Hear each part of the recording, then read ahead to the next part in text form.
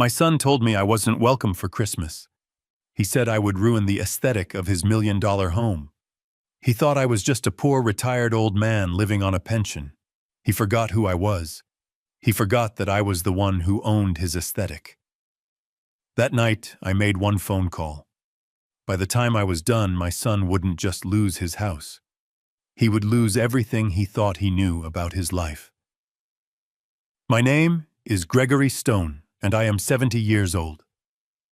The engine of my 10-year-old Ford F-150 rumbled as I pulled off the main highway, the tires crunching on the pristine paved road of the Austin suburbs. This part of the city always felt foreign to me, like a different planet.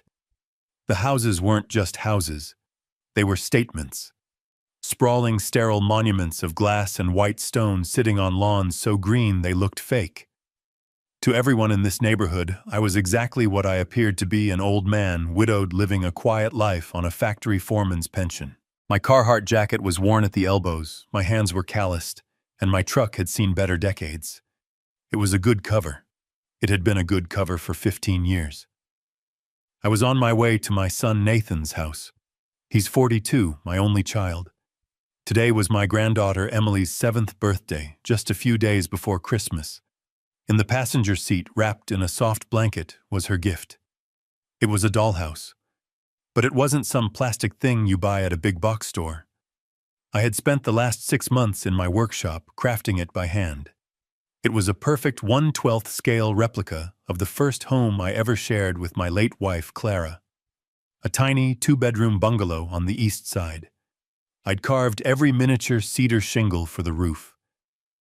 I'd hand-painted the tiny blue shutters. I'd even replicated the slight familiar warp in the front porch boards. That little house was built from 6 months of my time, my memory, and my love. I pulled up in front of Nathan's home. It was a $1.5 million block of modern architecture. The driveway was already packed with high-end cars. BMWs, a few G-Wagons, a shiny new Mercedes. My old Ford looked like a stray dog that had wandered into a pedigree dog show. I could hear the party from the street. Loud music, the high-pitched laughter of adults drinking expensive wine in the middle of the day. I parked on the street, carefully lifted the heavy dollhouse, and walked up the long stone path. I felt a familiar tightness in my chest. This wasn't the world I'd built for Nathan. This was the world his wife Diana had built using him. My love for Emily was the only reason I ever set foot on this property. I rang the bell. The music was so loud it took a moment. Then the heavy pivot-style front door swung open. Nathan stood there. He was wearing a crisp linen shirt that probably cost $300. His hair was perfectly styled. For a split second, his face lit up with a generic party smile, but when he saw me, the smile didn't just fade. It evaporated. It was replaced by a look of pure, unadulterated panic. "Dad," he stammered. He physically stepped onto the porch, pulling the massive door almost closed behind him, blocking my view of the party. "Dad, what are you doing here?" My own smile faltered.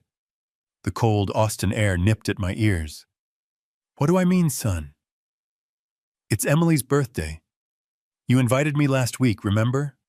I held up the dollhouse. "I finished her gift." Nathan didn't even look at the gift. His eyes darted past me to my truck parked on the street. He winced as if the very sight of it caused him physical pain. "Dad, I know. It's just, today is really not a good time. It's chaotic." "I won't stay long," I said, my voice starting to feel as old as I looked. "I just want to give this to Emily and wish her a happy birthday." Before he could answer, the door swung open again. Diana. She was 40 and she was a presentation. A sleeveless white dress that looked like it was sculpted from marble. Her face was ironed smooth by ambition and expensive treatments. Her blonde hair was perfect. Her eyes didn't just look at me. They assessed me, valued me, and dismissed me in less than a second. "Nathan," she said, her voice a sharp, cold whisper that cut right through the party noise. I thought you handled this. Nathan flinched. I was just about to, honey. Diana's eyes raked over my Carhartt jacket, my old jeans, my work boots. Then she looked at the dollhouse in my hands with pure disgust. She turned back to Nathan. She didn't bother to lower her voice. She wanted me to hear. Get him to leave, now. My parents are flying in tonight for the holidays. I cannot have that. She gestured vaguely at me at my truck at the dollhouse, ruining the entire aesthetic for Christmas. It's embarrassing. Just deal with it. She didn't wait for an answer. She just turned and vanished back into the warmth and laughter of the party, the heavy door clicking shut behind her. I stood there. The music pulsed. Embarrassing. Aesthetic. I looked at Nathan. His face was flushed beet red. He couldn't meet my eyes. He was staring at the perfect, expensive slate tiles of his porch. He was a 42-year-old man, a father, a husband, and he was completely, utterly terrified of his own wife. Dad, he mumbled, running a hand through his perfect hair. Dad, listen. She's just stressed. You know how these parties are. I know how she is, Nathan, I said, my voice quiet. No, you don't understand, he said, getting defensive. She's right. It's just not a good time. We have important guests. And about Christmas. He took a deep breath, finally looking up at me. His eyes were pleading with me to make this easy for him. About Christmas, Dad. It's going to be packed.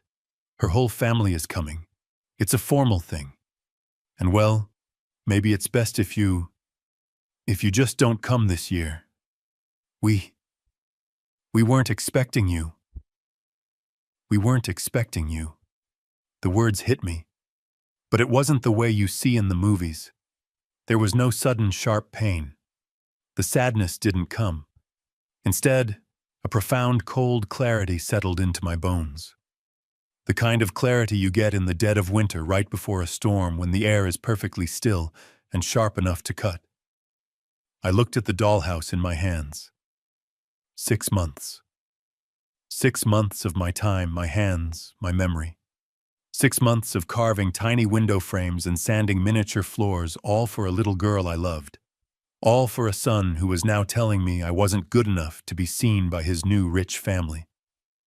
I looked back at Nathan, at his expensive shirt, at his terrified, weak eyes, and for the first time I didn't feel anger. I felt pity. And then I smiled. It was not a kind smile. It was a smile he had never seen before. It was the smile of Gregory Stone, the man he never knew. Okay, Nathan, I said, my voice suddenly light, almost cheerful. I understand completely. Aesthetic. I wouldn't want to be a bother.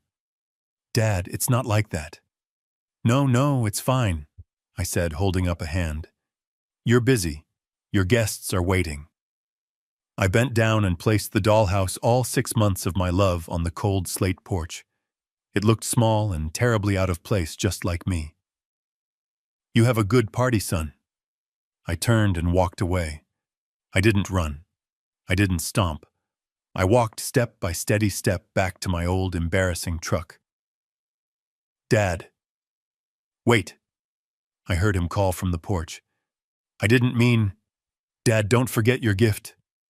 I got into the F-150. I put the key in the ignition. The engine turned over with a familiar, reliable growl. I looked in the rearview mirror. Nathan was standing on his porch next to the dollhouse, wringing his hands. He looked small and pathetic. I put the truck in gear and drove away. I didn't look back. He thought I was a poor old man. He thought I was a burden.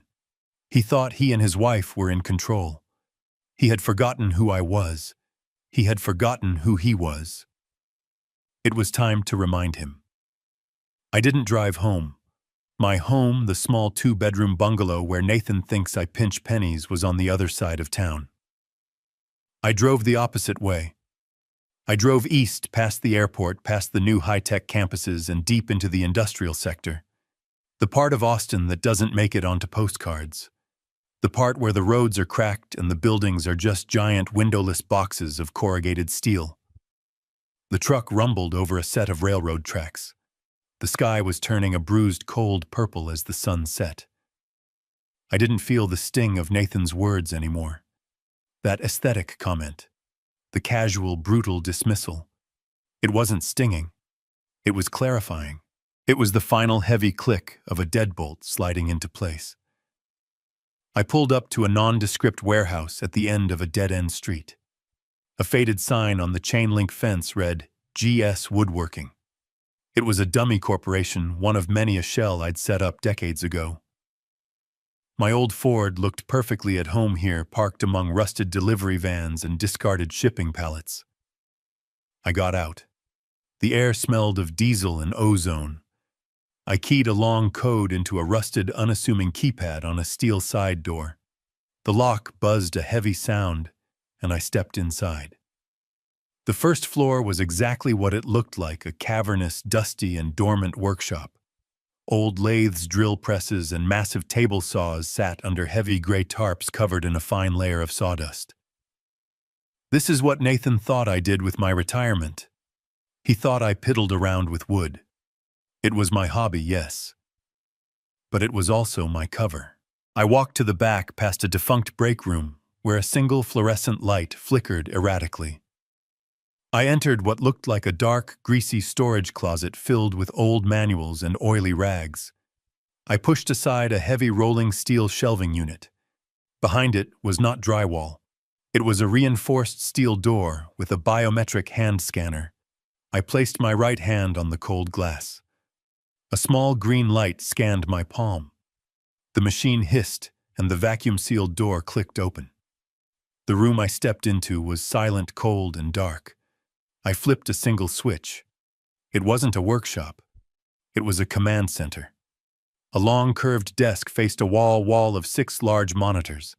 They hummed to life, bathing the windowless room in a cool blue light. A secure server rack blinked silently in the corner next to a private satellite uplink. This wasn't a foreman's retirement den. This was the private office of a man who moved millions of dollars before most people finished their morning coffee. I sat down in the black leather chair, the kind that costs more than my truck. I looked at the desk. There was only one item on it besides the keyboard. It was a small, custom-engraved brass plaque, a retirement gift from my old partner Peterson.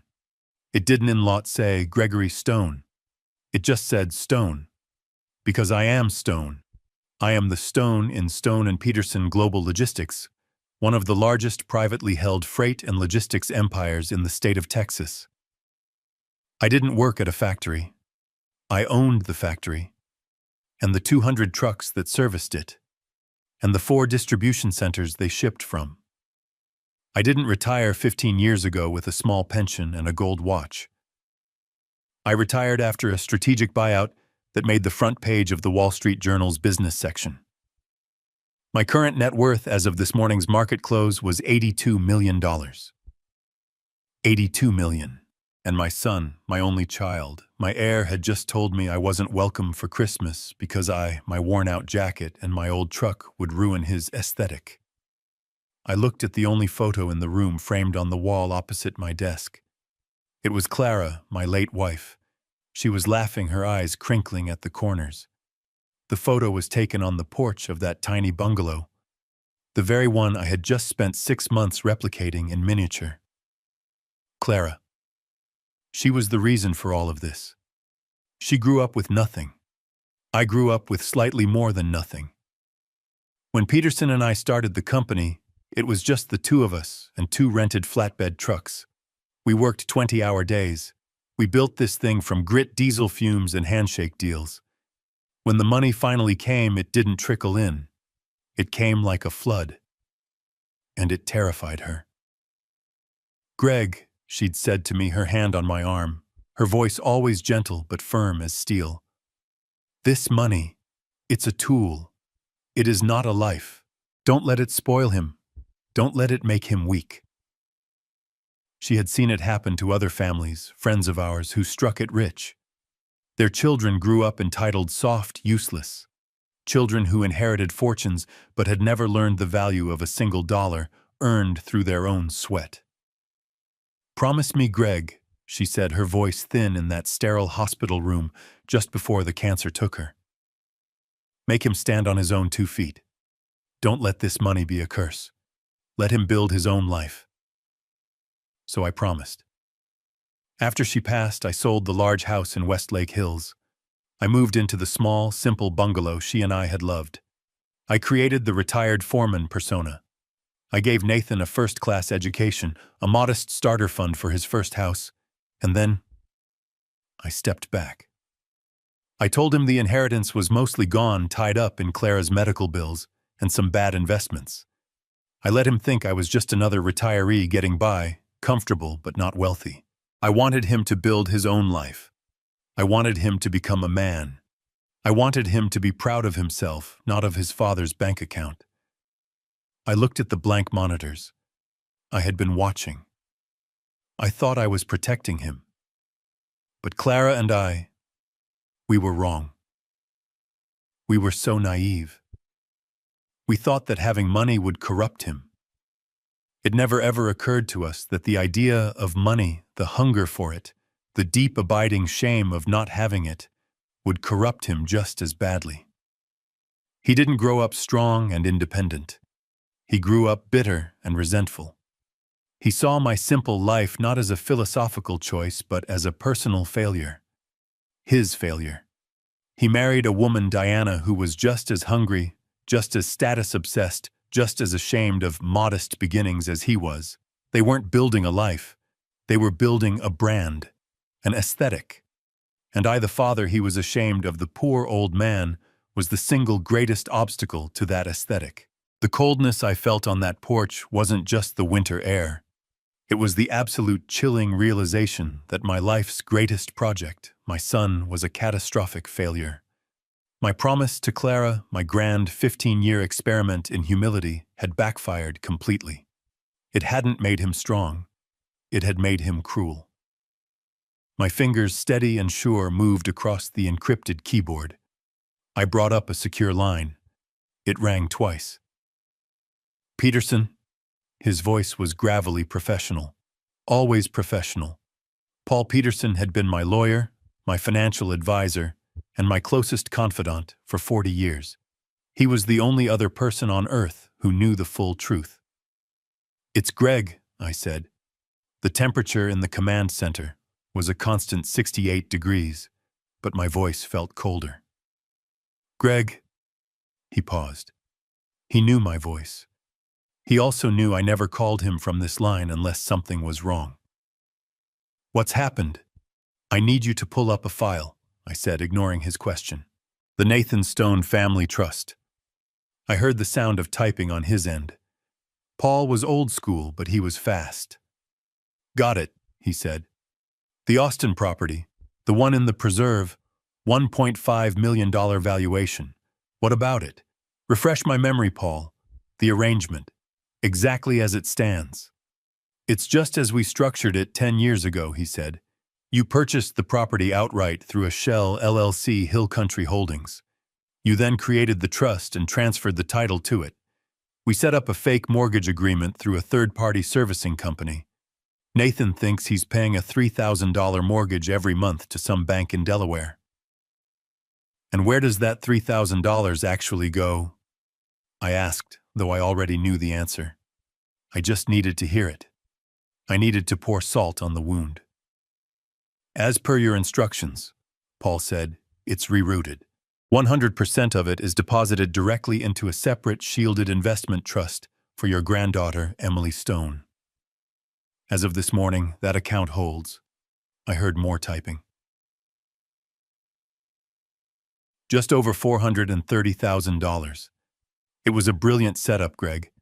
A forced savings plan for his daughter." His daughter, my granddaughter. The little girl whose birthday party I was just kicked out of. The little girl whose father was ashamed of me. I looked at the blank monitors. I thought about the dollhouse sitting on that cold slate porch. "Cancel it," I said. The silence on the other end was heavy. Paul wasn't just my lawyer. He was my friend. He'd held Clara's hand at the funeral with me. "Greg," he asked, his voice careful, "what do you mean, cancel it?" "I mean exactly that. Cancel the entire arrangement, today. I want you to dissolve the trust's claim on the property, transfer the title from Hill Country Holdings back to the main Stone and Peterson corporate portfolio, shut down the fake mortgage agreement, and I want you to stop the automatic rerouting of that $3,000 payment. Greg, if you do that, the servicing company will register an immediate default." "I know," I interrupted. "That's the point. But, Nathan, he'll be blindsided." "He'll be fine," I said, my voice flat. "He's worried about his aesthetic. This will give him something real to worry about." Paul was quiet for another long moment. He knew not to push, but he had to be sure. "This is a significant move, Greg. Are you certain this isn't just you being angry? This is a permanent decision." I thought about Nathan's face, the panic, the shame, the weakness. I thought about Diana's cold, dismissive words, embarrassing, ruin the aesthetic. Was I angry? No. Anger is hot. What I felt was the cold, clean precision of an icicle. "It's a business decision, Paul," I said. "The asset is being mismanaged. The current occupants are unreliable. They are a risk to the brand. I'm reclaiming the asset." Paul sighed. He knew that tone. It was the stone talking now, not the grandfather. "All right, Greg," he said, his voice all business again. "I'll file the transfer paperwork immediately. It'll be done by end of day. What about the servicing company?" "Send them an official standard notice," I instructed. "Tell them Hill Country Holdings is reclaiming the property. I want a standard by-the-book 30-day foreclosure notice sent to the occupants. Certified mail, tomorrow morning." 30 days, Paul repeated. "That's aggressive, Greg, especially right before Christmas." "Is it?" I looked at the photo of Clara. They weren't expecting me for Christmas. Now they'll have something else to focus on. Send it. "It's done," he said. "Is there anything else?" "Yes," I said. "I want you to start digging. I want to know why they were so desperate for me to be gone. They're in trouble, Paul. I can smell it. Nathan lied to me 6 months ago about his job. He had me co-sign a $200,000 line of credit. He said it was just in case. I want to know if he's touched it. I want to know what he's hiding."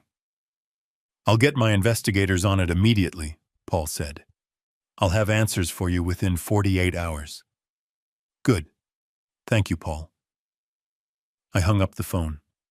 I didn't get up. I just sat there in the blue light of the monitors. The first move was made. The first thread was cut.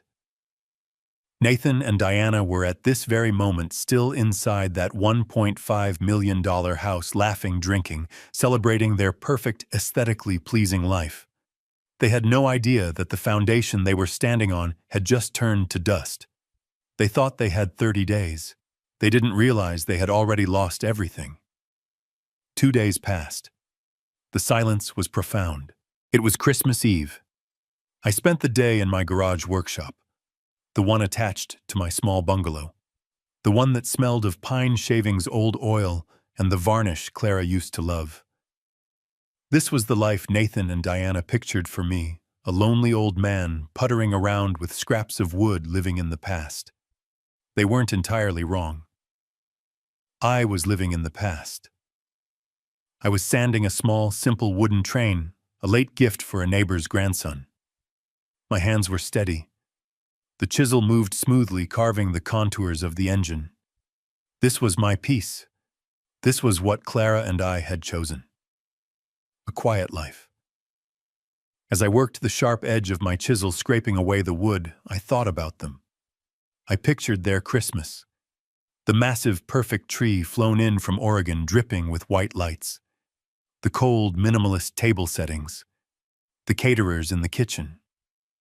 I wondered if Emily ever got the dollhouse, or was it stuffed in their garage, hidden away, deemed too folksy for Diana's aesthetic. I wondered if Diana's parents had arrived, and if Nathan was successfully playing the role of the successful son-in-law, his face aching from a forced smile. The certified mail receipt from Peterson confirmed the foreclosure notice had been delivered yesterday afternoon. Diana would have signed for it. They would have opened it. They would have read it. And yet for 2 days, nothing. The silence was almost disappointing. Maybe I thought they had a backup plan. Maybe they were wealthier than I knew. Maybe they didn't need the house. Maybe my one move, my single act of defiance, had meant nothing at all. I finished sanding the small train engine. The sun went down. 5 o'clock. 6 o'clock. I went inside. I opened a can of chili and heated it on the stove. I sat at my small kitchen table, the one Clara and I had bought from a second-hand store in 1978. The house was quiet. 7 o'clock. 8 o'clock. Christmas Eve. I should have felt lonely. I should have felt the sting of my son's rejection. I didn't. I felt calm.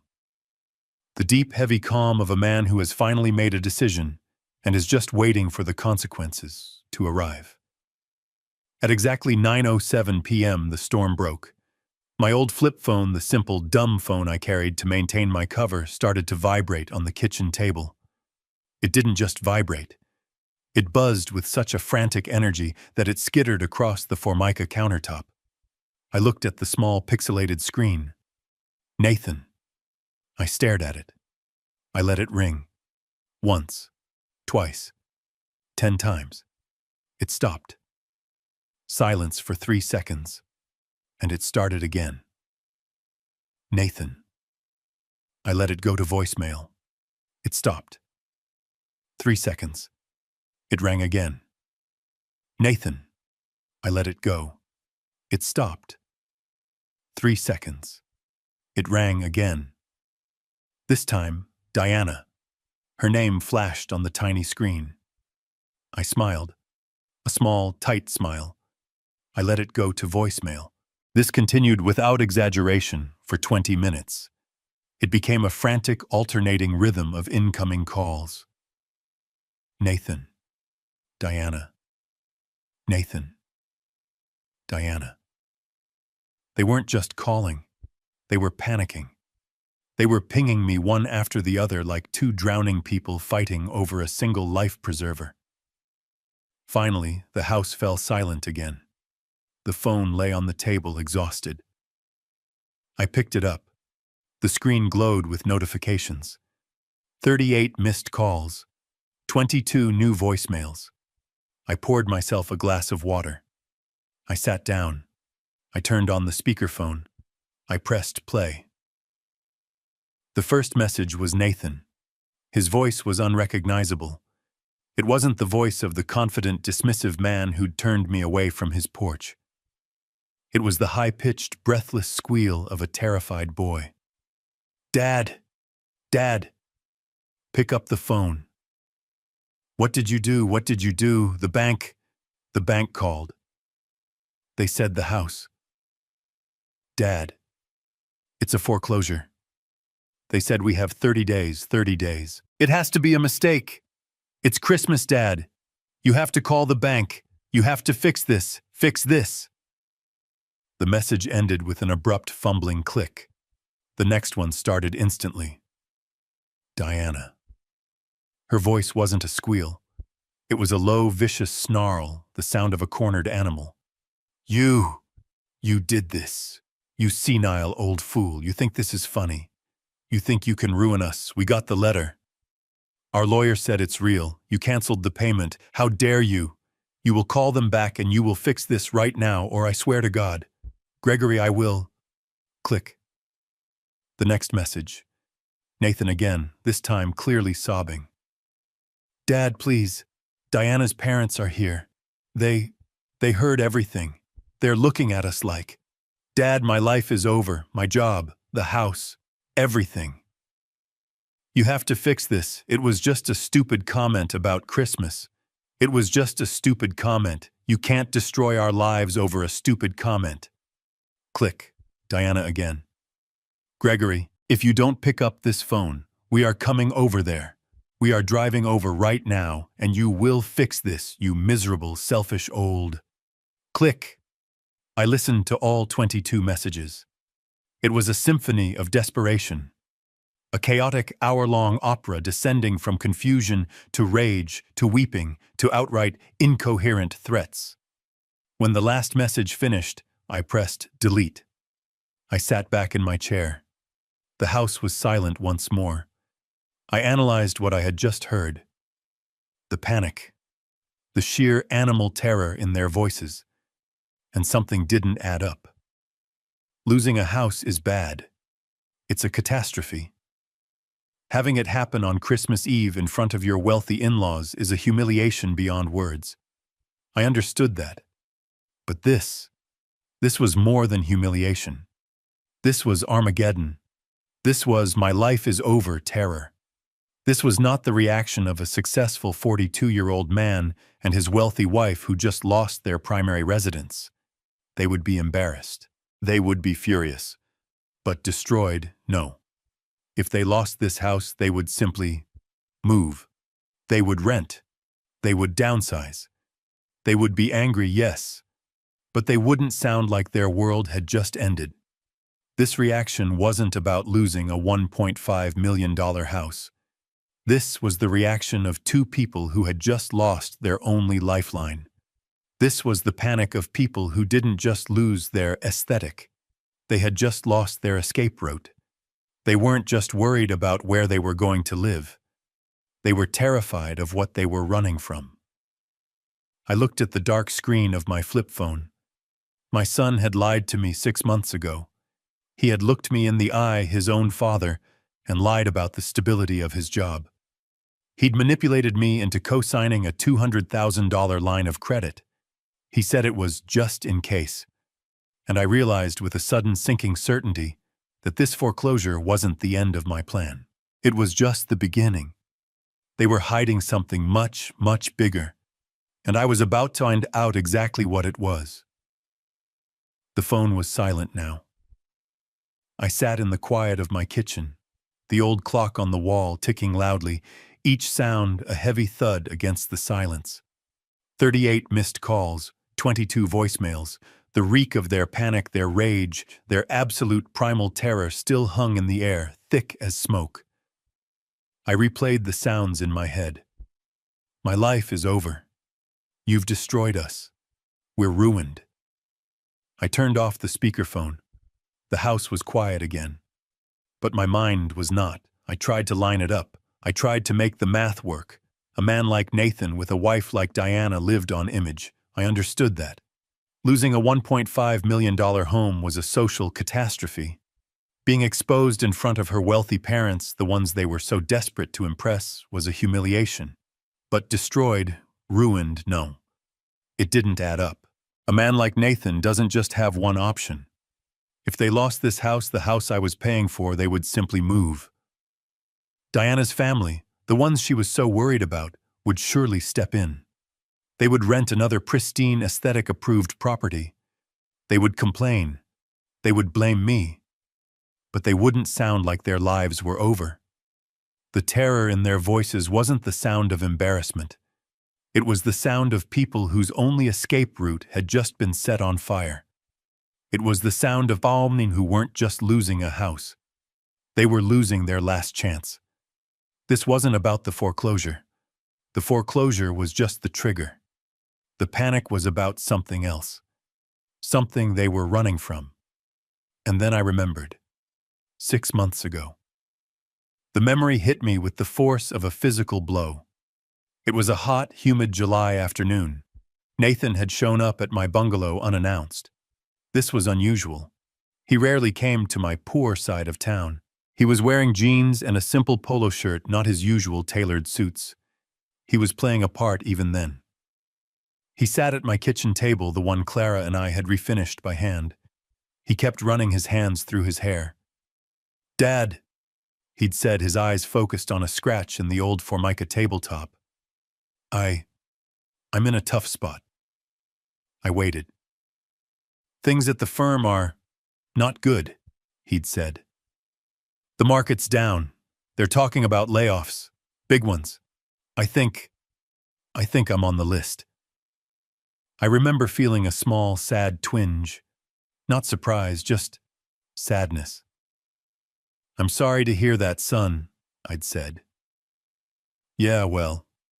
He finally looked at me and his eyes were filled with a practiced, desperate sincerity. I wouldn't ask. You know I wouldn't. But Diana, she's terrified. If I get laid off, we won't be able to cover the mortgage, the car payments. We need a safety net. Just for a little while. Just until I find something new. What do you need, Nathan? Just a cosign, Dad. A line of credit. 200,000. It's just a safety net. I promise I won't even touch it unless it's a real emergency. The bank they just won't approve it for me alone right now with the rumors at the firm.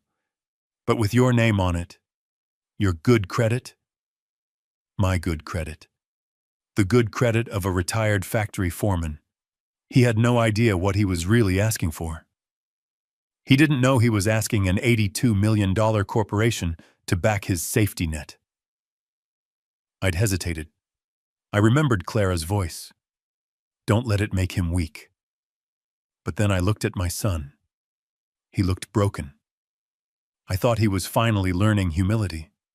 I thought he was coming to his father for help. I couldn't let my granddaughter be on the street. All right, son, I'd said. I'll co-sign. But this is for emergencies only. You understand? Absolutely, Dad. Thank you, I promise.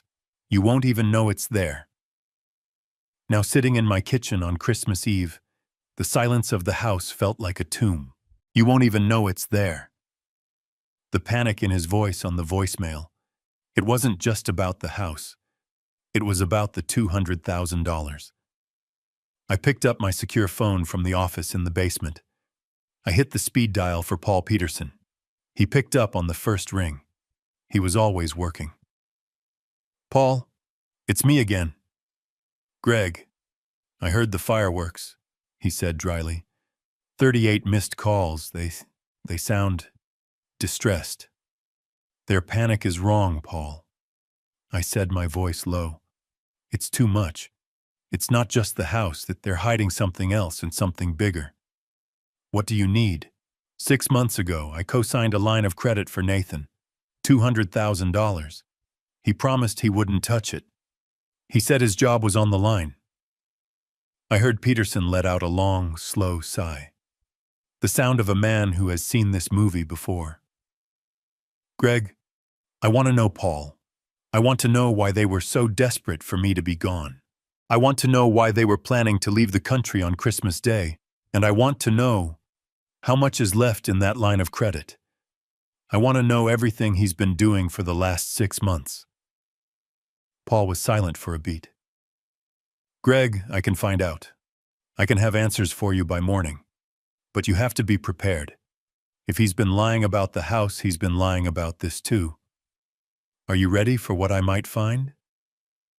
I looked at the old clock on the wall. Clara's clock.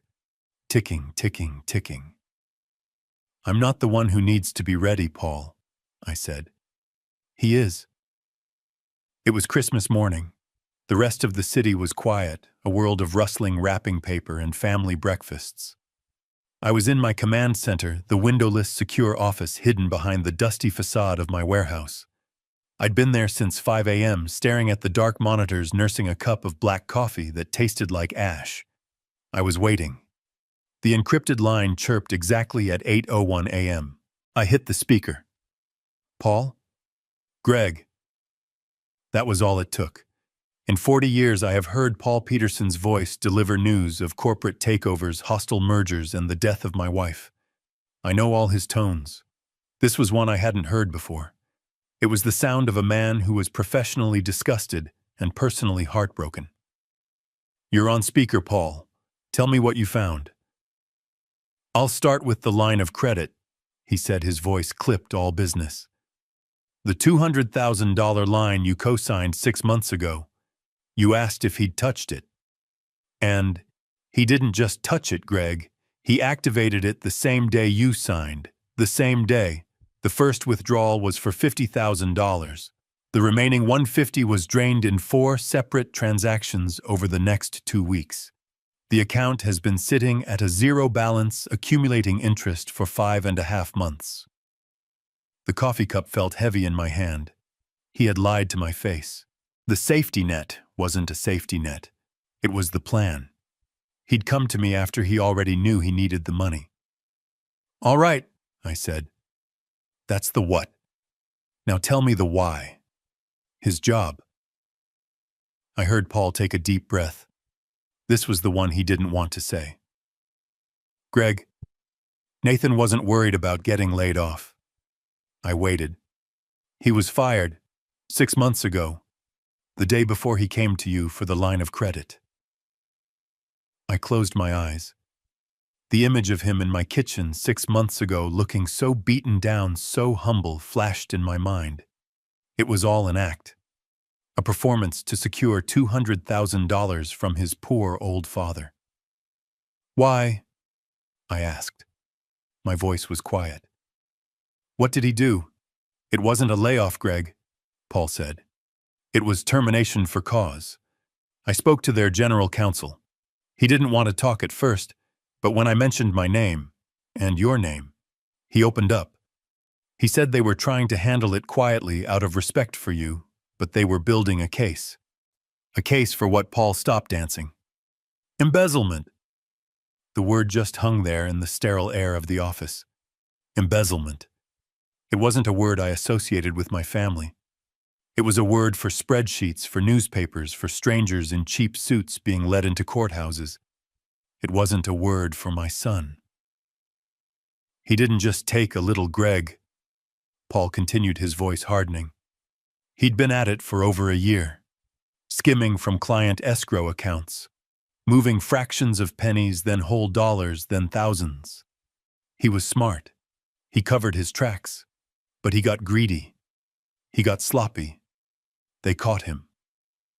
I tried to breathe. "How much?"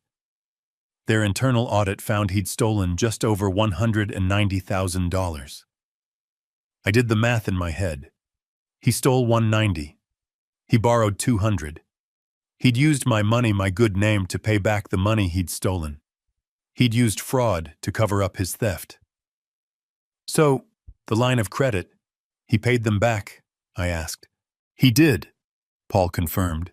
"He paid the firm back in full anonymously through a third-party account. He was trying to make the criminal charges go away. He was trying to pay out their silence before they filed a report." "And did they pay?" "No," Paul said. "They took the money, but they're still filing. Embezzlement is a felony. Restitution doesn't just make it disappear. They're preparing the criminal case now. They were going to serve him the papers after the new year." I stood up and walked over to the concrete wall of the warehouse. I pressed my forehead against the cold, rough surface. My son was a thief. He wasn't weak. He wasn't just influenced by his greedy wife. He was a criminal. He had looked me in the eye and manufactured a lie about layoffs to manipulate me into giving him the money he needed to cover his own crime. And I had fallen for it.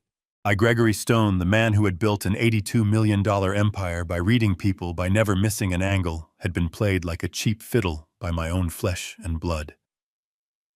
"Greg, you still there?" Paul asked. "I'm here." My voice was a rasp. "So, the foreclosure, their panic. It all makes sense now," Paul said, thinking out loud. Losing the house was bad. But losing the house when you have no job, when you're $200,000 in debt, and when criminal charges are about to drop, that's not just a setback. That's checkmate. Checkmate. "He had no income," I whispered, realizing the full scope of it. "He's had no income for 6 months. They've been living on that line of credit. My line of credit. And whatever was left of it, Greg. Which wasn't much." I thought of Diana, her obsession with aesthetic, her expensive clothes, the parties, the Mercedes. They weren't just living beyond their means. They were living entirely on my means, on my name. "Thank you, Paul," I said. "There's one more thing," he said. "The why. Why were they so desperate for you to be gone by Christmas? It's not just because they were hiding this. It's worse." My blood ran cold. "Worse? How can it possibly be worse than embezzlement, Paul?" "I'll have the full report for you tomorrow," he said.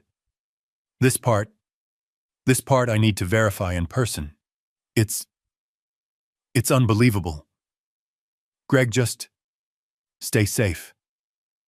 And don't talk to them. Not until you've heard what I have to say." He hung up. I stood in the silence of my office. The calm I felt on Christmas Eve was gone. The cold precision was gone. It was replaced by a slow, burning, radioactive rage. He hadn't just insulted me. He hadn't just lied to me. He had used me. He had used my love, my trust, and my good name to cover up a felony. And he was still hiding something. I looked at the phone. I knew they would call again. They were desperate. They were trapped. And trapped animals are the most dangerous. I picked up the phone and dialed my head of security. "Alex," I said, "I need a full surveillance team on my son's house. I want to know who they talk to. I want to know where they go. And I want a detail on my granddaughter, Emily. Effective immediately." My son thought he was fighting for a house. He had no idea what he had just started. I was still trying to process the numbers. $190,000. Stolen. $200,000. Borrowed. My name. My debt. My son a criminal. My entire life I had built a fortress of financial security. I had done it to protect my family, to give them the one thing Clara and I never had: peace. And in one afternoon, my son had taken that fortress, my name, my reputation, and he had tied it to his own sinking ship. "So," I said, my voice barely a whisper, "he's broke. He's a thief. He's facing prison. And I'm left holding the bag for 200 grand. "That's the shape of it, Greg." Paul's voice came over the speaker, heavy with the bad news. "But that's just the what. It still doesn't explain the why. Why Christmas? Why the desperation to get you out of that house? Why the 38 missed calls? It still felt disproportionate." I ran my hand over my face. "What do you mean it sounds like a pretty complete picture of desperation to me, Paul?" "No," Paul said. "Think like they do. They're cornered. They're rats. They've just lost their house. They're about to be exposed. What's their next move? They don't just sit there and wait for the police. They run." I leaned forward, my hands gripping the edge of my desk. "Go on." "I did what you asked, Greg. I dug deep. I put our investigators on their travel records, their recent purchases, their online activity. And I found it.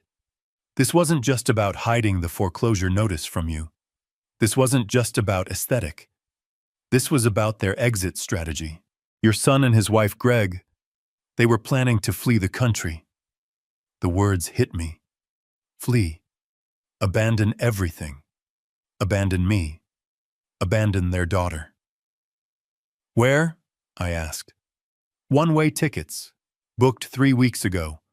Departing from Austin Bergstrom International Airport. Destination Owen Roberts International Airport. Grand Cayman. The Cayman Islands. Of course. A non-extradition country. A place to disappear with whatever money you had left." "And the departure date, Greg," Paul said, his voice dropping. "That's the kicker. The departure date was today, December 25th, Christmas Day, 3:30 p.m. It all clicked into place. The cruelty, the urgency, the absolute need to have me, the poor old dad, out of the way. "They needed me gone," I said, the realization settling like ice in my stomach. They needed the house for Christmas, not for her parents. Her parents were never coming. They needed the house to look normal. They needed to keep up appearances right up until the last possible second. Exactly, Paul said. They needed to seem like the perfect happy family, right up until they packed their bags, drove to the airport, and vanished. By the time anyone realized they were gone, by the time you realized they were gone, they'd be on a beach, and you'd be left holding the bag. I thought of Diana's voice. I cannot have that ruining the entire aesthetic for Christmas. She wasn't worried about her parents. She was worried about her alibi. She was worried that my presence, my poverty, my questions would somehow unravel their plan before they could execute it. My foreclosure notice, my one single act of defiance, had been a stray bullet that had hit their escape plan right in the engine. They were going to leave me, I whispered. It wasn't a question. They were going to leave me with a $200,000 debt, a criminal investigation into my co-signed loan, and they were going to disappear. They weren't just running from the law. They were running from me. They were going to abandon their daughter, Emily. My blood ran cold. Wait, Paul. The tickets. You said one-way tickets. Plural. Who was traveling? I heard Paul shuffle some papers. 2 adult tickets, Greg. Nathan Stone. Diana Stone. That's it. I felt the floor drop out from under me. What about Emily? What about my granddaughter? Paul was silent. Paul, I said, my voice rising. What about the 7-year-old girl? Her birthday party was just 2 days ago. Greg, Paul said, his voice quiet, pained. There was no ticket for Emily. They were leaving her behind. I couldn't speak. I couldn't breathe. This was a level of monstrousness I was not prepared for. To rob your own father, to betray him, to flee. That was greed. That was cowardice. But to abandon your own child, your 7-year-old daughter, to abandon her on Christmas Day, to leave her behind, to face the fallout of her parents' crimes. That wasn't just greed. That was pure, unadulterated evil. They were going to leave her with me. The senile, incompetent old man they were so ashamed of. That was their plan. Leave the girl, take the last of the cash, and disappear. Paul, I said, my voice shaking not with rage but with a horror so profound it made me sick. I know, Greg, he said softly. I know. But, Paul, this still doesn't add up. I said, my mind racing, trying to find some piece, any piece that didn't fit this horrible puzzle. Why? Why the panic? If they were planning to run, why did my foreclosure notice stop them? Why did that destroy them? Why not just run sooner? Because Greg, Paul said, and I heard the final terrible piece of the puzzle click into place. Because they needed to run with money. And their plan to get that money, it was much, much bigger than the $200,000 you already lost. I waited. This is the part I had to verify in person, Paul said. This is the part I didn't want to believe. Greg, the tickets to the Caymans were just step 1. Step 2 was the real plan. And it was scheduled for tomorrow, December 26th. What was scheduled for tomorrow, Paul? What did they do? They filed an emergency petition with the Travis County Family Court, Paul said. They weren't just running from the law, Greg. They were planning a full-scale robbery. Their plan, the real plan, was to have you legally declared mentally incompetent. What was scheduled for tomorrow, Paul? I asked. My voice was low. What did they do? Paul let out a long, heavy sigh. The kind of sound a man makes when he has to deliver a eulogy for someone who is still alive. Greg, he said, and his voice was pained. The Cayman tickets, the embezzlement, that was just them trying to stop the bleeding. The real plan, The one they've been working on for months. That was scheduled for December 26th. Tomorrow. He paused. They filed an emergency petition with the Travis County Family Court. My mind went blank. A petition, a hearing. What kind of hearing? Greg, he said, and I could hear him steeling himself. They filed a petition for an emergency guardianship hearing. They were going to have you declared legally mentally incompetent. The words didn't make sense. Incompetent. Me. I felt a strange hollow laugh bubble in my chest. It died before it reached my lips. They. What? On what grounds? On the grounds. Paul said, his voice now dripping with professional contempt, that you are suffering from senile dementia, that you are a danger to yourself and your finances, that you are no longer capable of making rational decisions. I stared at the concrete wall. My son Nathan, the boy I had taught to read, the boy whose fevers I had nursed, the boy I had protected. He was trying to have me declared insane. But the evidence, I stammered. There is no evidence. I'm perfectly fine. I just spoke to my doctor last month. You don't need real evidence for an emergency petition, Greg. You just need testimony. And they had it. We pulled the file. They had sworn notarized affidavits from 3 of Diana's friends. Friends who our investigator confirmed all received consulting fees from Diana last week. All 3 of them swearing they'd seen your rapid mental decline. I felt sick. They had a full narrative, Greg. Paul continued, his voice cold as a scalpel. They painted a picture.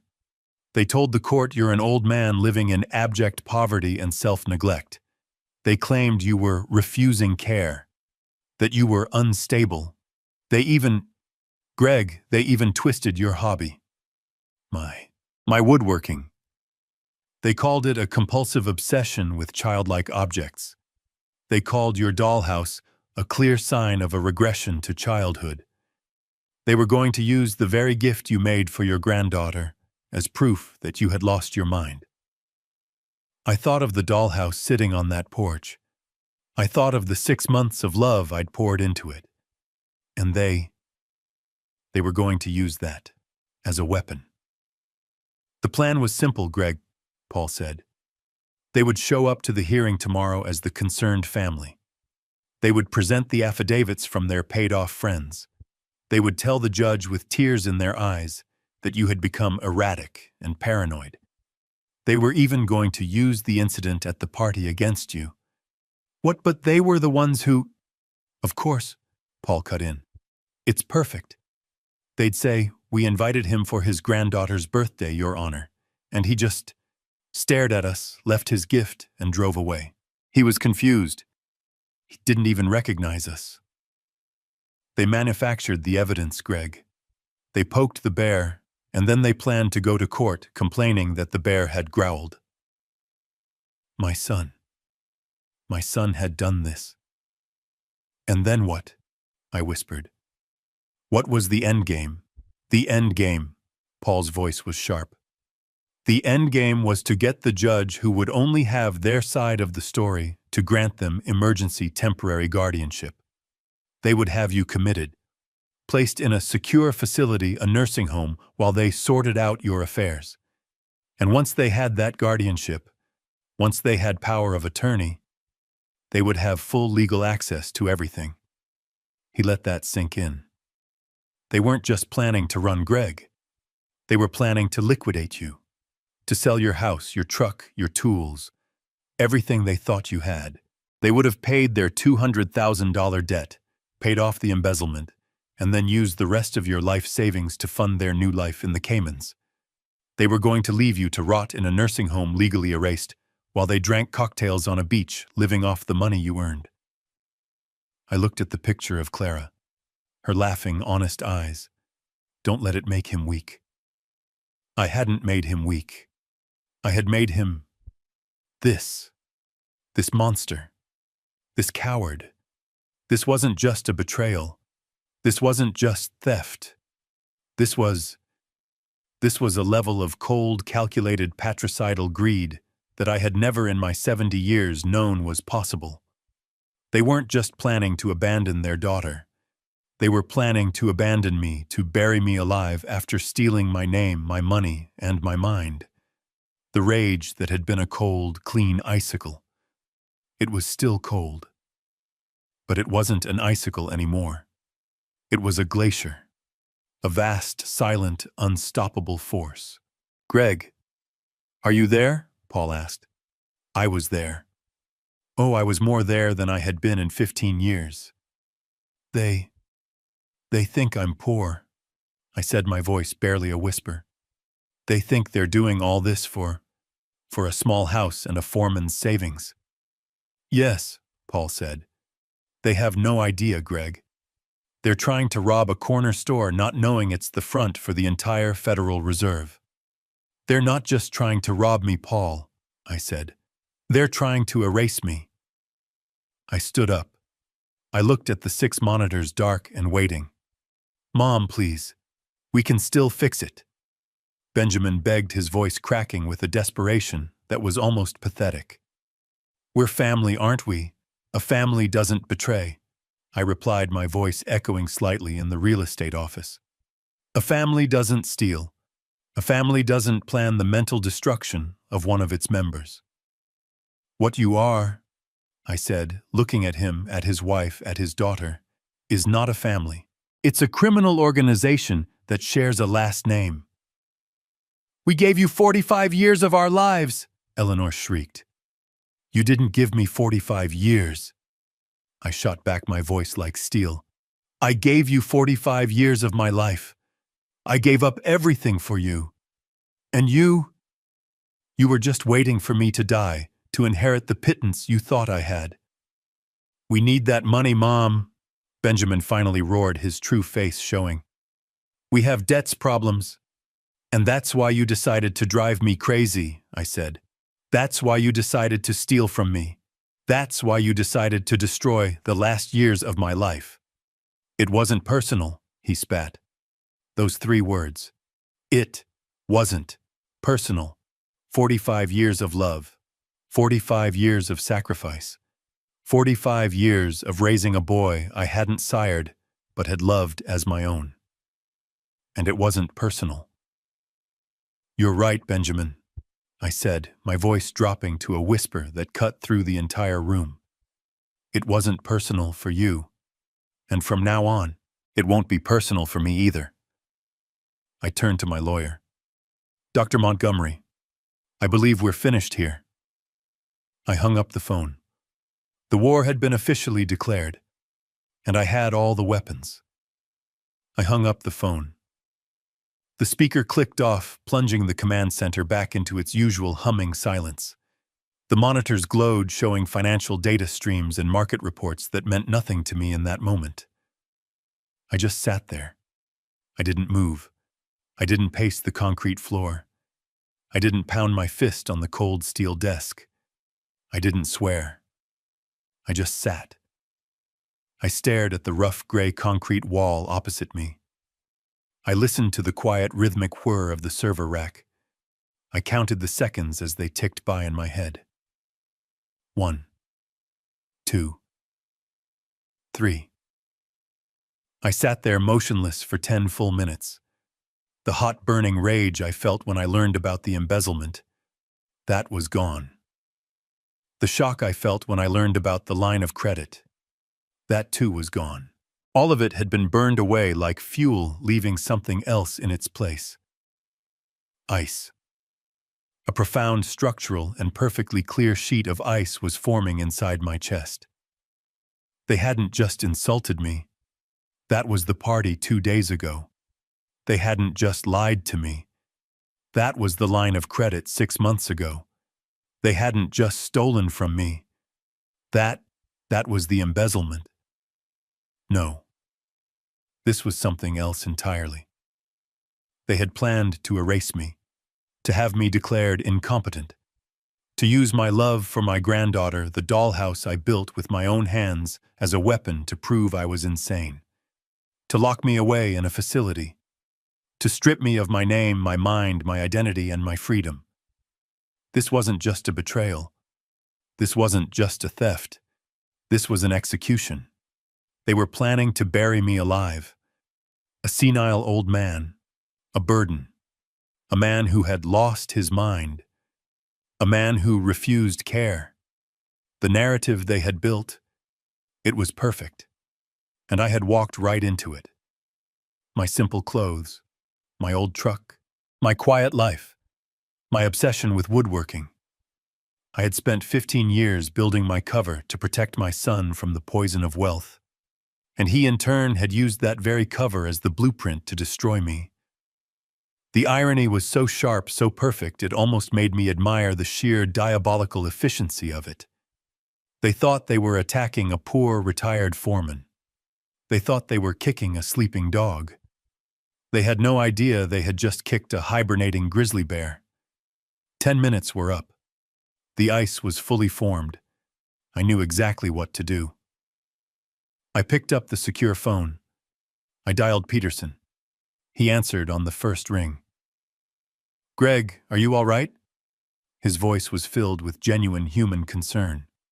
"I'm fine, Paul," I said. My own voice surprised me. It was calm. It was steady. It was the voice I used to use in the boardroom, the one right before I was about to gut a competitor and sell their company for parts. "Paul, I have new instructions. I need you to listen very carefully." "Anything, Greg. What's the play?" "First," I said, "the foreclosure notice we sent." "Yes. Cancel it."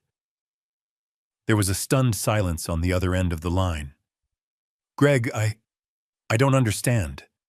I thought that was the point."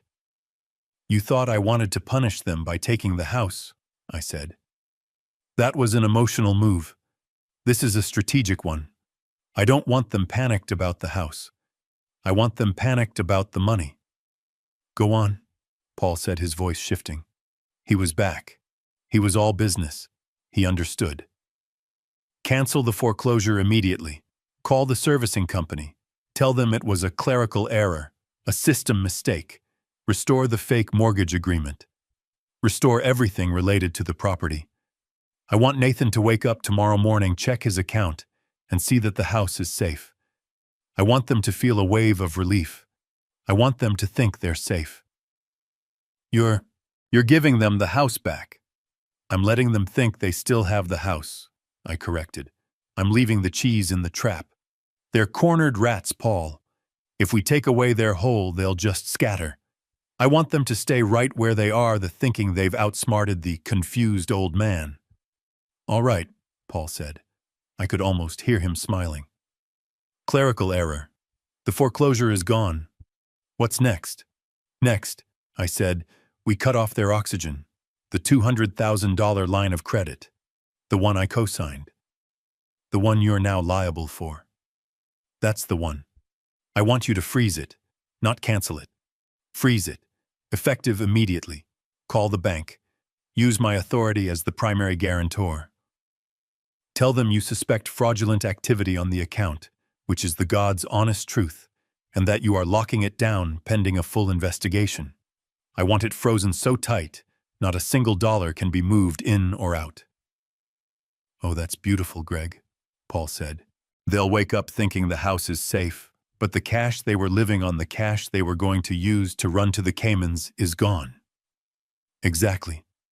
They'll be trapped.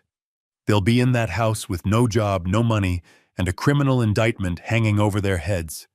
They'll panic, and they'll make a mistake." "And when they do," Paul asked. "When they do," I said, "we'll be there. That's the last thing. Tomorrow, 10 a.m. I want you at my bungalow, the small one, the foreman's house, and I want you to bring 2 men with you, not lawyers, not accountants. I want the 2 best private detectives on your payroll, the ones who look like they mean business." "You're planning a confrontation." "I'm planning an intervention," I replied. "They're desperate. They're out of cash. Their escape plan is ruined. Their only remaining move is the competency hearing. They have to come to me. They have to either beg me for money, or they have to accelerate their plan to have me committed. I looked at the photo of Clara, her laughing smile. Either way, I finished. I'll be ready for them. Tomorrow, Paul, we end this. We end this for Clara. We'll be there at 10, Greg, and be careful. Don't worry about me, I said, hanging up the phone. They're the ones who need to be careful now. I didn't have to wait long. It was the day after Christmas, 10 o'clock in the morning. I was in the small kitchen of my bungalow reading the newspaper, a simple cup of black coffee steaming on the formica table. The house was silent. I was waiting. I heard the car before I saw it. It came down my quiet residential street too fast. A squeal of brakes, a sound entirely out of place in my sleepy neighborhood. Then a car door slammed, followed immediately by another. Heavy, frantic footsteps on my porch. Then the banging. Not a polite knock. Not an angry pound. It was a desperate, panicked, rhythmic slamming, like someone trying to break the door down. I folded my newspaper, took a slow sip of my coffee, and stood up. I walked to the door. I looked through the peephole. It was Nathan. His face was pale, glistening with sweat despite the cold. His eyes were wide, darting back and forth. Diana was right behind him, her perfect hair a mess. She was clutching her phone in a white-knuckled grip. I unlocked the deadbolt and opened the door.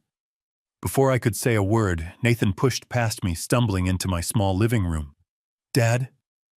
Thank God. Thank God you're here. He grabbed my shoulders, his grip painfully tight. He was shaking. Dad, I don't know what's happening. The line of credit, it's frozen. They froze the account. We're ruined. We have nothing. You have to call them. You have to tell them it's okay. You have to help me. His voice was high-pitched, cracking. This was not the man who had told me I'd ruin his aesthetic. This was a cornered animal. Diana rushed in behind him, but she had already chosen a different strategy. Her face was streaked with tears. They were real tears, but they weren't tears of sadness. They were tears of pure, unadulterated rage and terror. She was a terrible actress. Greg, she sobbed, rushing toward me. She never called me Dad. Greg, please, we are so sorry. We're monsters. We know. What we said about Christmas. We were stressed. We were horrible. We were wrong. She actually tried to grab my hand.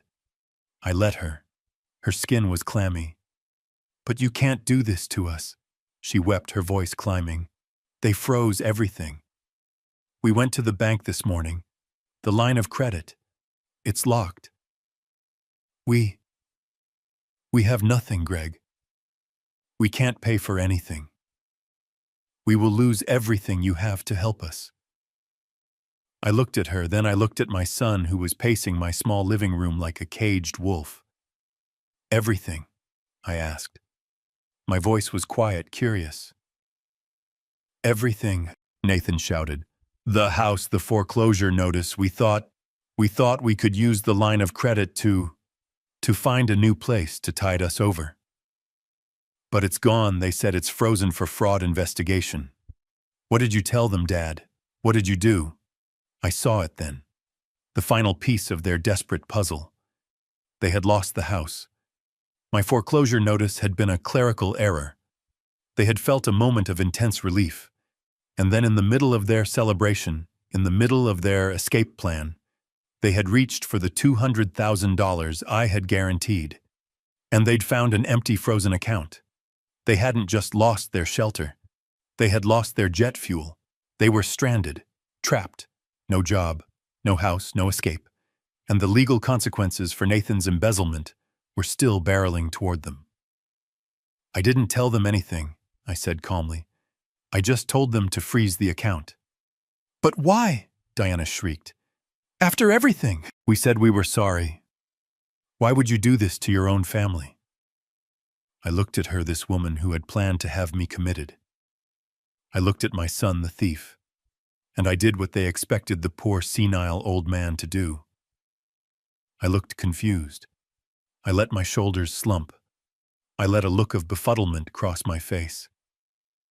I don't understand, I said, my voice shaky. I I thought you were spending too much. I just wanted to put a pause on it. Just until we could talk. I didn't know it would freeze fraud. Why would they say fraud? I let them see the dementia they wanted to see. Nathan and Diana exchanged a quick, frantic look. It was a look of pure, agonizing frustration. They couldn't yell at a confused old man. It wouldn't work. Nathan visibly tried to calm himself down. He took a deep, shuddering breath. "Okay," he said, forcing his voice to be gentle the way you speak to a child or an invalid.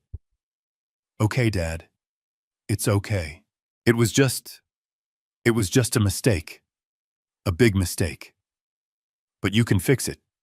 You just have to call the bank. Right now. You're the co-signer. You have to tell them it's all a misunderstanding, that there's no fraud. You have to tell them to unfreeze the account.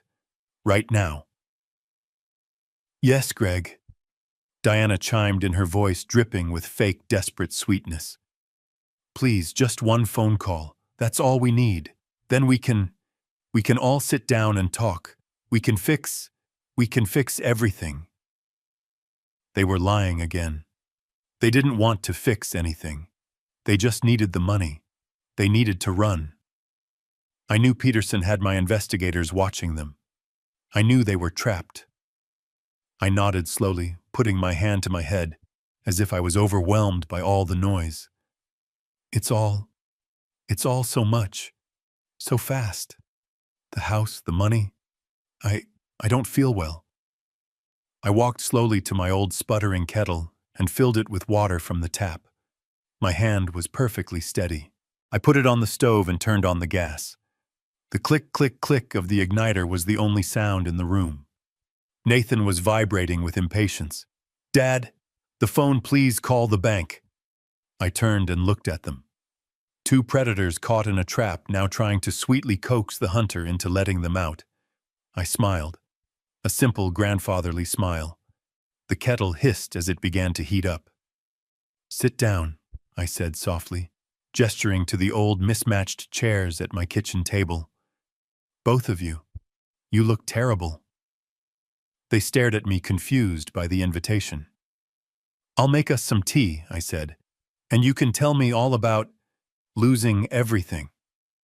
They stared at me. I had invited them in to talk. I had offered them tea. I, the confused old man who had just accidentally frozen their $200,000 line of credit. The kettle on the stove began to hiss a low-rising shriek that filled the small kitchen. Nathan couldn't stand the silence. He was vibrating his leg, bouncing so hard it shook the cheap Formica table. Diana was worse. Her eyes, red-rimmed from her fake crying jag on the porch, were darting around my simple living room, looking at my old furniture, my worn-out rug, as if she was mentally calculating what she could sell first. "Dad," Nathan finally burst out, unable to wait for the tea. You have to call them. You have to call the bank now. I can't. We can't. It's all a misunderstanding." "Misunderstanding?" I asked. I turned slowly from the stove, holding two chipped mugs. "It sounded pretty clear, son. Fraud investigation. That's a strong word for a misunderstanding." Diana immediately launched into her performance. The tears welled up instantly, a practiced, perfect display of victimhood. "Greg," she said, her voice catching. "He didn't want to tell you. He was too ashamed. He didn't want you to worry." I placed the mugs on the table. I sat down. The old wooden chair creaked under my weight. "Ashamed of what, Diana? He made a mistake," she sobbed, reaching across the table to put her hand on Nathan's, a gesture of a supportive, loving wife. "A terrible mistake. But it wasn't his fault, the company. They've been awful to him." I looked at Nathan. He had his head in his hands, his shoulders shaking. He was playing his part too, the broken son. "Tell him, honey," Diana urged, rubbing his back. "Tell him. He's your father. He'll understand." Nathan looked up at me. His eyes were desperate. "Dad, they accused me of losing money. A client's account. It wasn't my fault, I swear. The market it tanked. But they're blaming me. They said I had to pay it back or they'd press charges, that they'd ruin my career." I just stared at him. The lies. They were so easy, so smooth. "So I panicked," he said, his voice dropping to a whisper. "I didn't know what to do.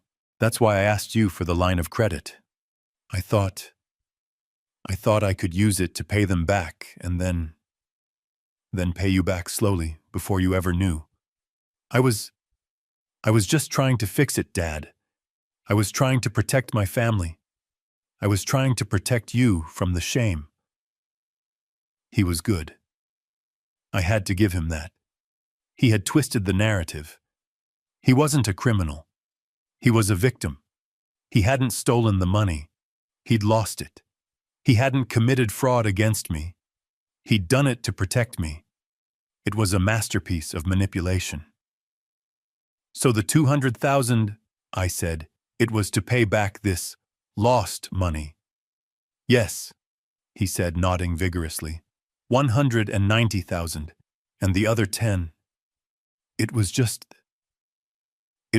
to live on, Dad. Until I found a new job. I am looking. I swear." "We're ruined, Greg," Diana chimed in, the tears flowing freely now. "We paid them, but now we have nothing left. We've been living on credit cards for weeks. And now you froze the account. It's the only thing we had. And now we're going to lose the house too. We're going to be on the street. All because of a stupid comment about Christmas." She buried her face in her hands. "We said we were sorry. We're begging you, please, Greg, just call the bank. Tell them it was a mistake. Tell them there's no fraud. Please, we're your family." The kettle shrieked a piercing, painful scream that filled the entire house. I stood up slowly, turned off the gas, and poured the boiling water into the 2 mugs. The room was silent except for Diana's performative sobbing. I placed 1 mug in front of Nathan, 1 in front of Diana. I sat back down. They looked at the tea, confused. "I see," I said. "So you lost $190,000, and then you borrowed $200,000 from me to pay it back. And you've been lying about your job for 6 months. And you were planning to fly to the Cayman Islands on Christmas Day. All because you panicked." Their heads snapped up, both of them. The sobbing stopped instantly. Diana's face 1 second ago, a mask of tragic despair, was now frozen in absolute ice-cold shock. Nathan's mouth opened, but no sound came out. He was pale as a ghost. "How?" he whispered. How did you know about the Caymans?" "Embezzlement," I said. It was just 1 word, but it landed in the center of the kitchen table like a grenade. "What?" Diana breathed. "Embezzlement." I repeated, my voice as calm and flat as a frozen lake. "That's the word you're looking for, Nathan. Not lost money, not a mistake. The word is embezzlement. You stole $190,000 from your client's escrow accounts over a period of 12 months. Your company didn't ask you to pay it back. They caught you, and they were preparing a criminal case that would send you to prison for 10 to 15 years. Nathan stopped breathing. He was staring at me, his mind clearly racing, trying to understand how this was possible. How could the senile old man... "And you," I said, turning my gaze to Diana, "you didn't just find out. You were in on it from the beginning. You were the one who researched non-extradition countries. You were the one who booked the one-way tickets. You were the one who planned to abandon your own 7-year-old daughter here on Christmas Day while you and this thief ran away to a beach, leaving me to clean up your mess, leaving me to pay the $200,000 debt you'd racked up on my name. You, Diana stammered, her face contorting from shock to pure, unadulterated rage. You've been spying on us, you're sick. Nathan, he's lost his mind. He's been spying on us. She grabbed her phone from the table. She fumbled with the lock, her hands shaking, and then aimed the camera at me. She was recording. You see, she shrieked, her voice now loud, performing for the video. You see what I told you? He's paranoid. He's delusional. Greg, you are a sick old man. You're obsessed with us. She panned the camera around my small, simple kitchen. He lives like this in this dump, and he thinks he knows about Cayman Islands. He's tracking us. He's insane, Nathan. This is it. This is the proof we needed. Nathan was still frozen, his brain unable to catch up. Mom, what? How? This is perfect, Greg. Diana screamed, her eyes wild, a terrifying, triumphant smile spreading across her face. She thought she had me. She thought this was her moment.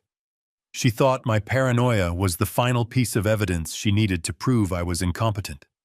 She believed in her arrogance that she had just won. She's right, Nathan, Diana said, her voice dripping with venomous pity. Your mother is deeply unwell. We were right to file the petition. He needs help. I just watched her. I let her finish. I let her dig her own grave right there in my kitchen. When she was finally done, panting, holding her phone up like a weapon, I took a calm sip of my tea. Are you done? I asked. She glared at me. That was a very good performance, Diana, I said. Very convincing. The desperate, concerned daughter-in-law, worried about my mental health. I smiled, a smile that didn't touch my eyes. Tell me, I said, leaning forward, is that the same performance you were planning to give at the emergency guardianship hearing, the one you have scheduled for tomorrow, December 26th at the Travis County Courthouse? The phone in Diana's hand wavered. The color which had rushed to her face in a furious blush drained away completely. She stared at me, her mouth open. The one, I continued, where you were going to present sworn affidavits from your friends stating that I'm senile. The one where you were going to use my dollhouse as proof of my regression to childhood. The one where you were going to get a judge to grant you power of attorney so you could have me committed to a nursing home and liquidate my assets. Diana's phone clattered from her trembling hand onto the table. Nathan finally made a sound. It was a low, choked gasp. He looked from me to his wife, and in that instant he understood. He understood that she hadn't just been planning an escape. She had been planning my execution. How? Diana whispered, her voice barely audible. How do you know that? Because, I said, I'm not a retired factory foreman. I stood up. I walked across the living room to the back wall, the one covered by an old faded bookshelf filled with Clara's gardening books. Mom, what are you doing? Nathan asked, his voice shaking. I put my hand on the side of the bookshelf and pushed. With a soft hydraulic hiss that was utterly silent in the small house, the entire bookshelf, books, shelves, and all swung inward, revealing a dark staircase leading down into the concrete foundation. Nathan and Diana just stared, their faces a mask of complete and total disbelief. You have a basement, Nathan stammered. This house is on a slab. Appearances can be deceiving, son, I said. I turned and looked down the stairs, into the darkness. Paul, I think our guests are ready. Footsteps. Heavy, measured footsteps coming up the stairs. A moment later, a man emerged into the light of my kitchen. He was in his late 60s like me, but he wore a perfectly tailored three-piece suit. He was holding a thick, leather-bound briefcase. It was my friend, my lawyer, my partner. It was Peterson. "Paul," Nathan whispered. He recognized him. He'd met him at Clara's funeral, introduced as an old friend from the factory. "Hello, Nathan," Peterson said. His voice was polite, but his eyes were chips of ice. "Diana." "What? What is this?" Diana demanded, finding her voice. "Who are you? What is going on?" "This," Peterson said, "is what you'd call a change in circumstances." He stepped aside, and two more men walked up the stairs behind him. They were not lawyers. They were tall, they were built, and they were wearing the unmistakable dark blue windbreakers of the Austin Police Department's Financial Crimes Division. Diana saw them. She let out a small, strangled scream. Nathan shot to his feet, knocking his chair over. He looked at the door. He looked at the windows. He looked at the detectives. He was trapped. "Nathan Stone. Diana Stone." The first detective said, his voice filling the small, quiet room. "You are both under arrest for conspiracy to commit elder fraud, perjury, and felony theft." "No," Diana shrieked, lunging for the door. "You can't. We're the victims. He's the one who's crazy. He's the one who's... Her voice died as the second detective calmly stepped in front of her, blocking her path. "Ma'am, I'm going to need you to put your hands behind your back." As the detectives began the methodical process of cuffing my son and his wife, Nathan just stood there limp, his eyes locked on mine. He didn't resist. He just stared, his face a hollow mask of defeat. "Mom," he whispered. I don't understand. Your house, who are you?" Peterson stepped forward, opening his briefcase on my kitchen table. He clicked it open. "Your mother, Nathan," Paul said, his voice cold and clear, "is Gregory Stone of Stone and Peterson Global Logistics. Her current net worth is $82 million. Diana stopped fighting. She just froze. "The house you were living in," Paul continued, "was purchased for you in cash by your father 10 years ago. The mortgage you were paying was a legal fiction he created to deposit money into your daughter's trust fund. The $200,000 line of credit you defaulted on was guaranteed personally by him. The petition for guardianship you filed was dismissed by a judge this morning in light of overwhelming evidence to the contrary." Peterson reached into his briefcase and pulled out a small digital audio recorder. "And finally," he said, "we have this."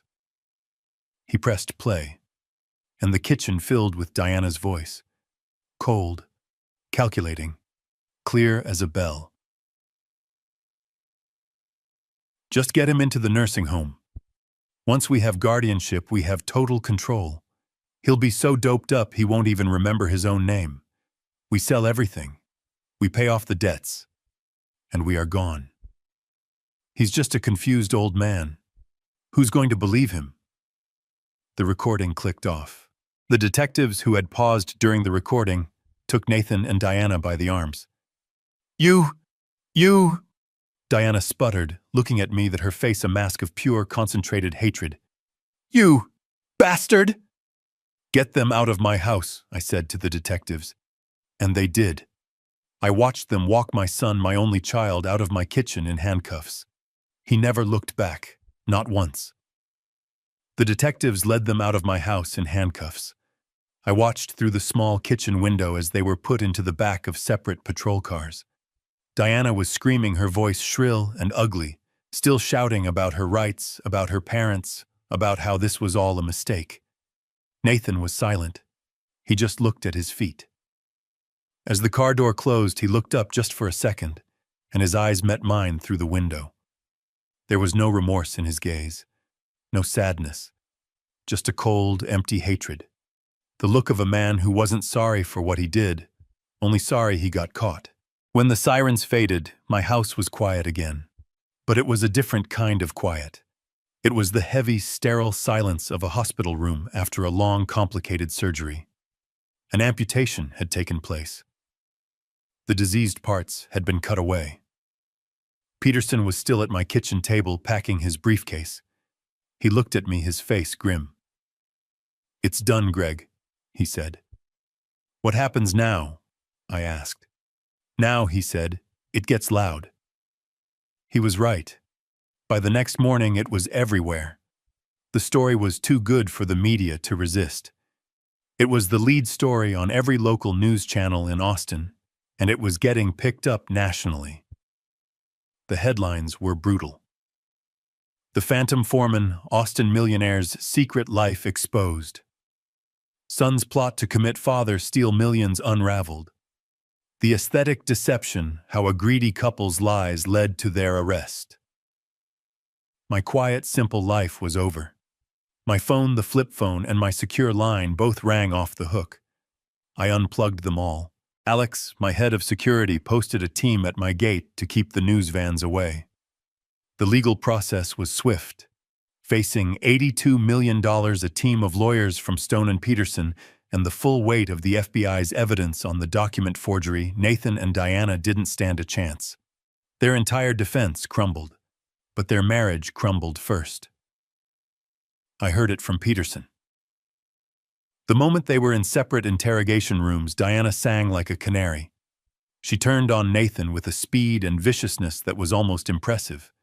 It was all him, every bit of it. She painted herself as a terrified, manipulated wife, a victim of a charismatic, gambling-addicted criminal. She claimed the embezzlement was his secret, that the $200,000 loan was his scheme, that the plan to have me committed was his desperate, evil idea. She claimed she only went along with it because she was afraid of him. She lied, of course. She lied beautifully. She lied to save herself, and it worked. She took a plea deal. She testified against her own husband. I was in the courtroom for the sentencing. I had to be. Diana was first. She wore a simple, modest gray dress. Her hair was pulled back. No makeup. She looked like a mouse. She cried on the stand as she read her apology to the court and to me. She said she was blinded by a toxic love and was seeking therapy for her codependency. The judge, seeing her full cooperation and her obvious remorse, gave her 5 years of probation, 2,000 hours of community service, and a permanent, legally binding restraining order. She was never to come within 500 feet of me or my granddaughter Emily ever again. She walked out of the courtroom that day a free woman. She didn't look at me. Then it was Nathan's turn. He stood before the judge no longer in his expensive suits, but in an ill-fitting one provided by his public defender. He had nothing left. His own wife had been the star witness against him. The judge read the charges: felony embezzlement from his former firm, conspiracy to commit elder fraud, perjury for the falsified court documents. The sentences were stacked one on top of the other. 10 years, Mr. Stone, the judge said, his voice echoing in the quiet room. 10 years in a state penitentiary. I watched my son, my only son. He stood there, shoulders slumped. He didn't cry. He didn't rage. He just looked empty. The ambitious, arrogant man who had planned to steal his father's life was gone. All that was left was a hollow shell. They led him away in chains, and I felt nothing. Not sadness, not anger, not even victory. I just felt empty. The amputation was complete. The cancer was gone. But the space where my son used to be was now just a void. I walked out of the courthouse, the media shouting my name. I ignored them all. I got in the car with Peterson. "It's over," I said. "Almost," he replied. "We have one last piece of business, the most important one." He was right. The next day I was in Peterson's office. Not my hidden command center, but his real office on the 50th floor of the Stone and Peterson Tower downtown, the one with views overlooking the entire city. The girl, I said. Emily. Paul nodded. He slid a folder across the vast mahogany desk. Her trust fund. The one you've been paying into for 10 years with Nathan's fake mortgage payments. What's the damage? None, Paul said. It's completely insulated. It was never in Nathan's name and Diana has no claim to it. It is solely legally and untouchably in Emily Stone's name to be accessed by her on her 21st birthday. Her mother, I said. Diana, the restraining order is good, but she's still her mother. She'll find a way to manipulate her. She'll get her hands on that money. Not if we act now, Paul said. I looked at the folder. The account was now worth just over $430,000. It was the only good thing to come out of Nathan's decade of lies. I want it locked down, Paul, I said. I want a legal firewall built around that money so high that Diana can't even smell it. I want a co-trustee appointed, a professional, someone from the bank, someone who answers only to me. Diana is not to have any signatory rights. No access, no information, nothing. That money is for Emily, for her education, for her future. It is not and never will be for her mother. Peterson nodded, already making notes. Consider it done. We'll file the motion with the court this afternoon citing Diana's felony conviction and the restraining order. No judge in this state will argue. Good, I said. I stood up and walked to the vast floor-to-ceiling window. I looked down at the city of Austin, my city. It was all finally done. Nathan was in prison. Diana was a convicted felon disbarred from my life. Their marriage was over. And Emily, my granddaughter, she was finally truly safe. Safe from them. And safe from their greed. The cost had been my entire family, but the price for my granddaughter's future, I knew in that moment I would pay it all over again. A week later, the news vans were gone. The reporters had moved on to the next scandal. My bungalow was quiet again. I was sitting in my real office, the command center, not the small kitchen. Peterson sat across from me. We weren't drinking cheap coffee. We were drinking a 25-year-old scotch. The bottle had been collecting dust saved for a special occasion. I decided this qualified. The monitors on the wall were no longer dark. They were lit up, showing the sprawling complex web of my assets. The 82 million. The logistics company, the real estate holdings, the stock portfolio. It looked obscene. It felt heavy. I swirled the amber liquid in my glass. Clara was right, I said. My voice was quiet, just a rumble in the silent, air-conditioned room. Paul looked up, his glass untouched. About what, Greg? About this. I gestured at the screens, at the numbers. She said this money would be a curse if we weren't careful. She always said it. Don't let it spoil him, Greg. Don't let it make him weak. I took a sip. The scotch burned. I tried to protect him from it, I said. I built this whole lie. This persona. The retired foreman. The simple life. I thought I was protecting him from the curse. And instead, I just created a different kind of monster. I didn't make him weak. I made him hungry. I made him ashamed. I stared into my glass. I created a void, Paul.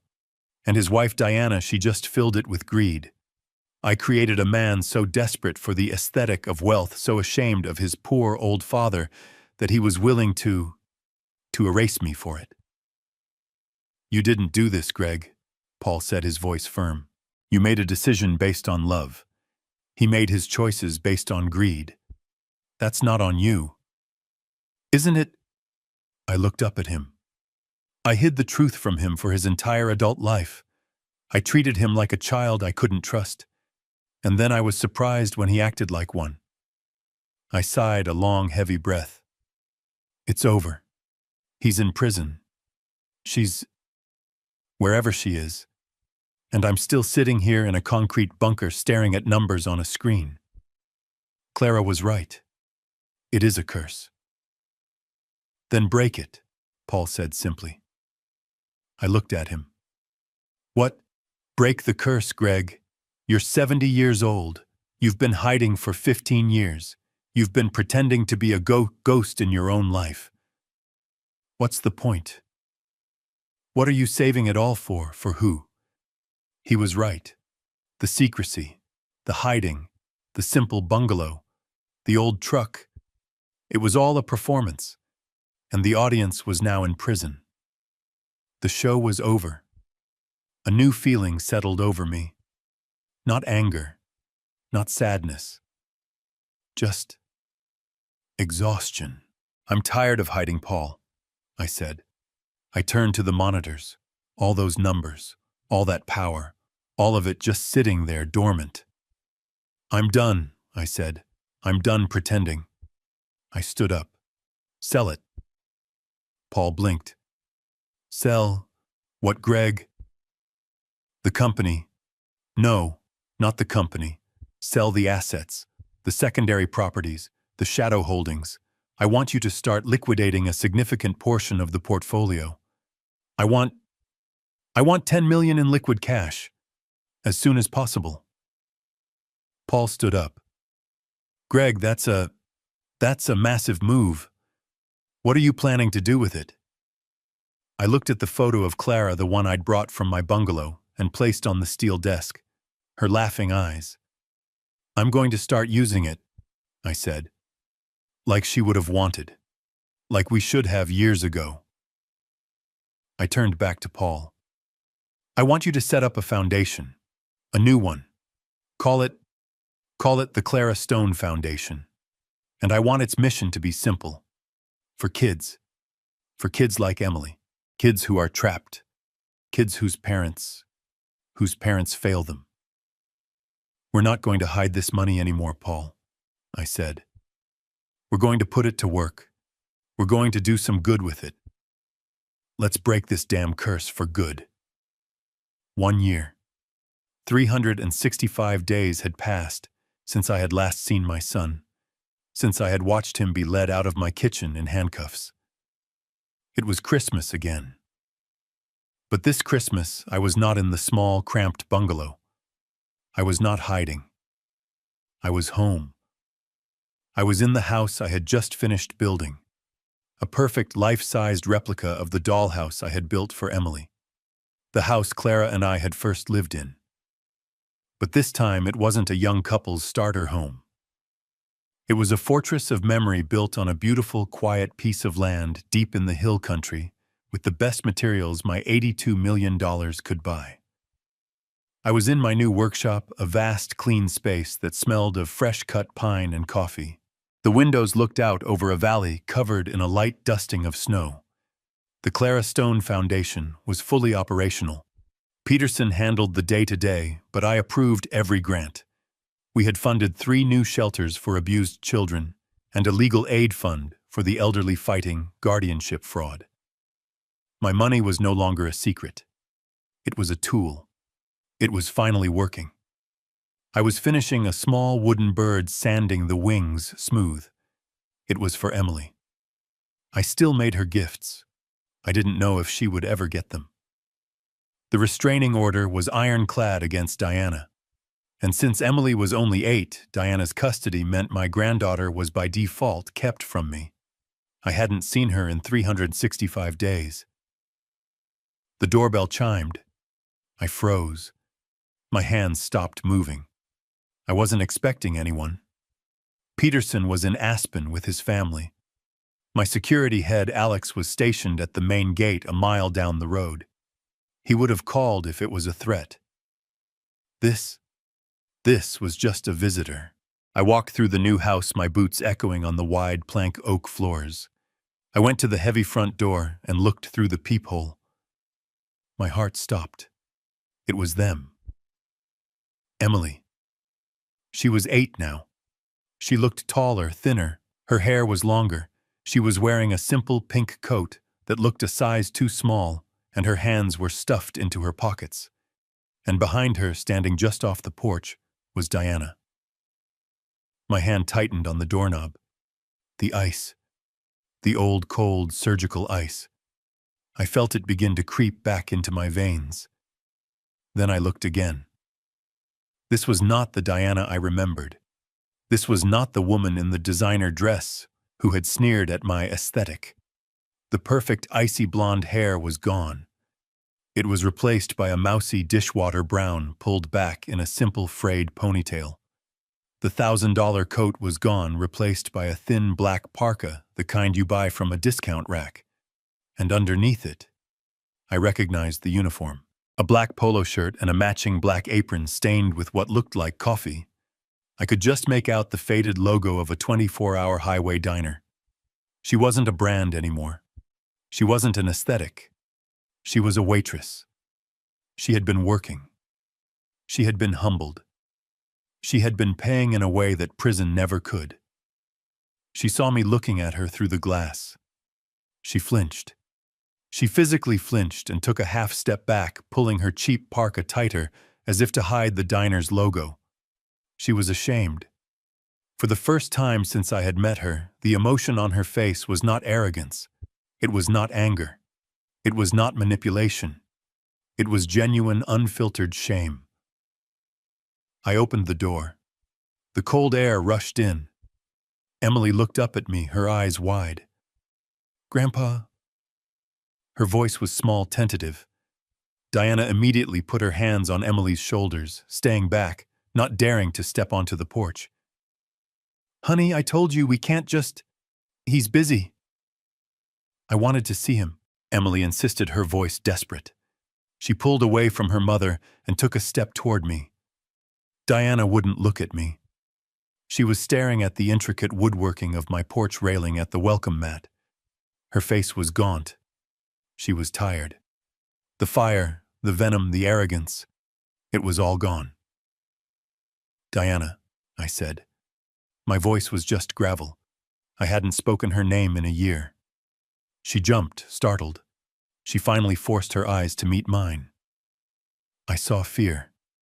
But it was a different kind of fear now. It wasn't the fear of being caught. It was the fear of a person who has no power left. "Mr. Stone," she said, formal, quiet. I'm sorry.